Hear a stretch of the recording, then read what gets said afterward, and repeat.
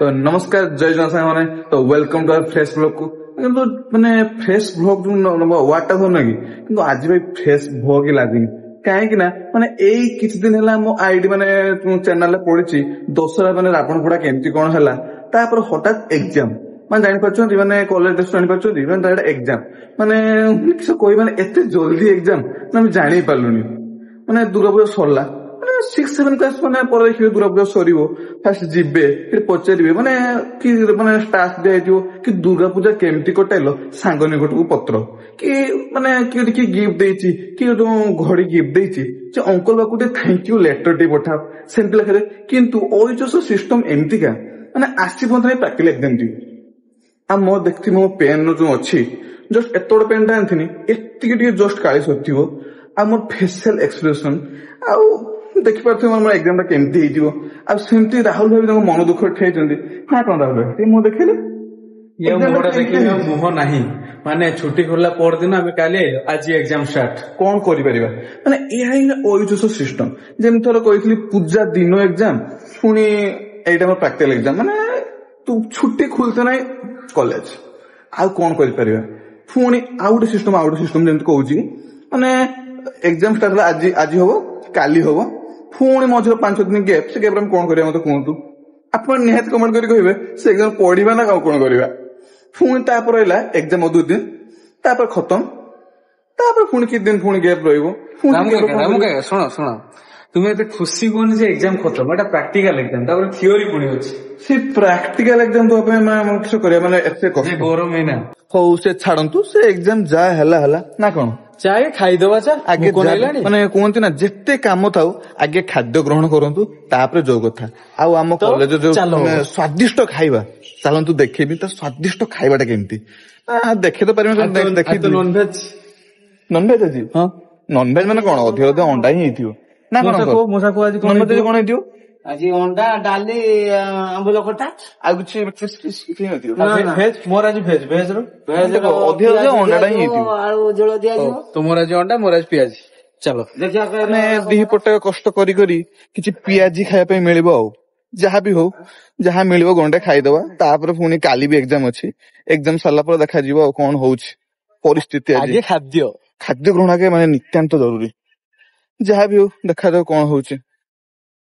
ପୁଣି theory exam ବି ଅଛି ଆଉ ବେଶୀ ନୁହଁ 20-25 ଦିନ ପରେ ସବୁଠୁ ଦୁଃଖର କଥା ହେଲା ଏକ୍ଜାମ ସରିବ 17 ତାରିଖ ପ୍ରାକ୍ଟିକାଲ ଏକ୍ଜାମ 2 ଦିନ ପରେ କାଳୀ ପୂଜା ତାପରେ କାଳୀ ପୂଜା ମାନେ ଯେମିତି କହୁଥିଲି କି ମାନେ ସେତ ମୁଁ ଭିଡିଓରେ କହୁଥିଲି ଲାଗୁଛି ଓଏଚଏସ୍ ବାଲା ଭିଡିଓ ଦେଖି ନେଇଛନ୍ତି ଯେ ପୂଜା ଦିନ ଏକ୍ଜାମ ଥିଲା ସେଟା କାଳୀ ପୂଜାରେ ବି ଏକ୍ଜାମ ଥିବ ମତେ ଲାଗୁଛି ଯାହା ଲାଗୁଛି ମତେ ମାନେ ସେଦିନ ଏକ୍ଜାମ ହେଇଯାଇପାରେ ଯାହା ବି ହେଲେ ଗୋଟେ ପ୍ରକାର ଭଲ ମାନେ ଆମ ପାଇଁ ନୁହଁ ଓଏଚଏସ୍ ପାଇଁ ପିଲାମାନେ ଏକ୍ଜାମ ଦେଇ ସାରିକି ଠିଆ ହେଇଛନ୍ତି ଡିସ୍କସନ କରୁଛନ୍ତି କେମିତି କଣ ଏକ୍ଜାମ ଟା ହେଇଛି ଆଉ ମାନେ ଟ୍ରାକ୍ଟର ଦେଖି ଲାଗୁଛି ଆମ ଭବିଷ୍ୟତରେ କଣ ହବ ଭବିଷ୍ୟତରେ ପୁରା ଏଇଭଳି ପରିସ୍ଥିତି ଆଉ ଭବିଷ୍ୟତରେ ଡଲା ଉପରେ ବସିବି ଆଉ ରହିଥା କିଛି କୁହନ୍ତୁ ଆପଣ ମୁହଁଟା ଦେଖାନ୍ତୁ ମୁଁ ଫେସ୍ ରିଭିଲ୍ ନା କରିବିନି ଓ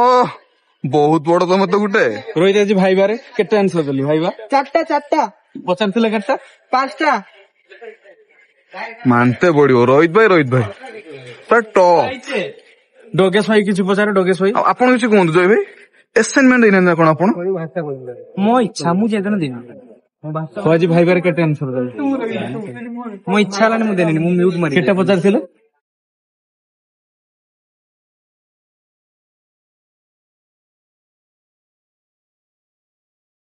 ଆମ କାକା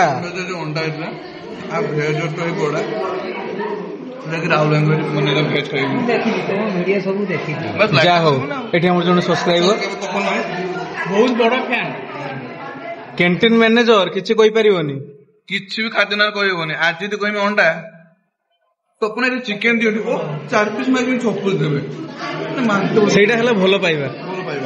ଅଣ୍ଡା ମାନେ ଅଣ୍ଡା ଦେଇଥିଲେ ଗୋଟେ ମୁଁ କାଲି ଆଉଥରେ ତମେ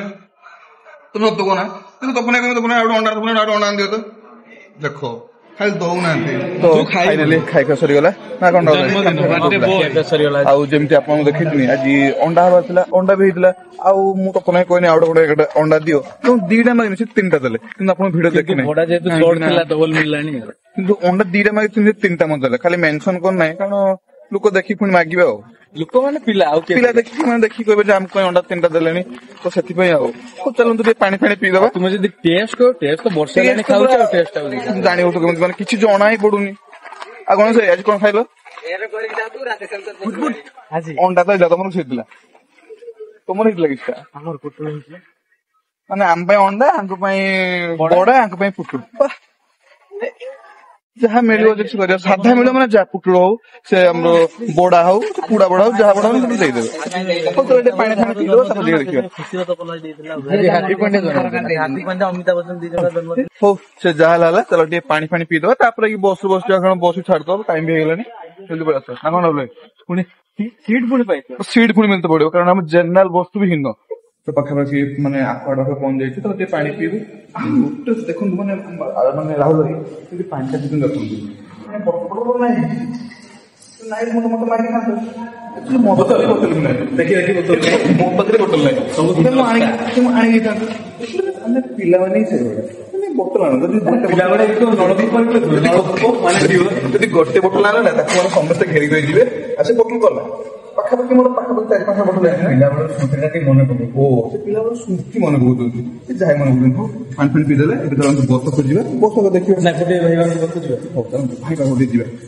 ଗୋଟେ ଏକ୍ଜାମ ଏପଟେ ବସୁଛନ୍ତି ଆମ ଭାଇମାନେ ଡିସ୍କସ କରୁଛନ୍ତି କଣ ଏମିତି କଣ ଡିସ୍କସନ କରୁଛନ୍ତି କଣ ଡିସ୍କସନ କରୁଛନ୍ତି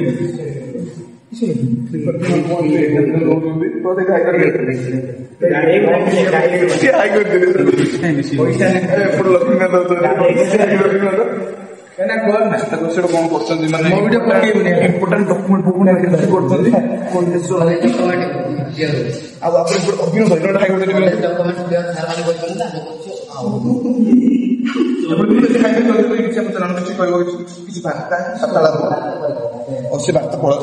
ସି ଏବେ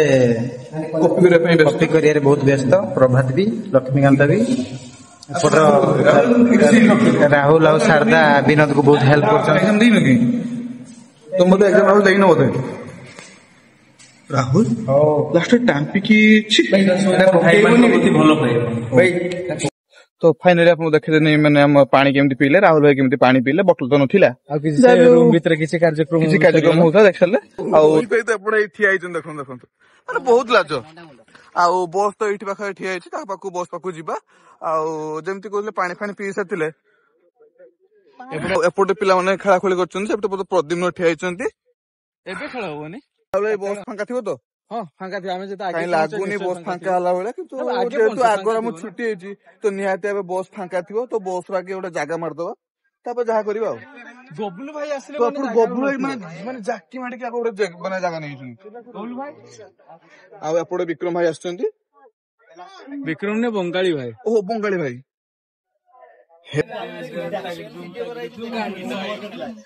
ଆମ ରାହୁଲ ଭାଇ ଗୋଟେ ମାନେ ଜାକି ମାଡି ଯାଇକି ପୁଣି ମାନେ ବ୍ୟାଗ ରଖି ଦେଇଛନ୍ତି ଜାଗା ଅଛି ପୁରା ଜାଗା ଅଛି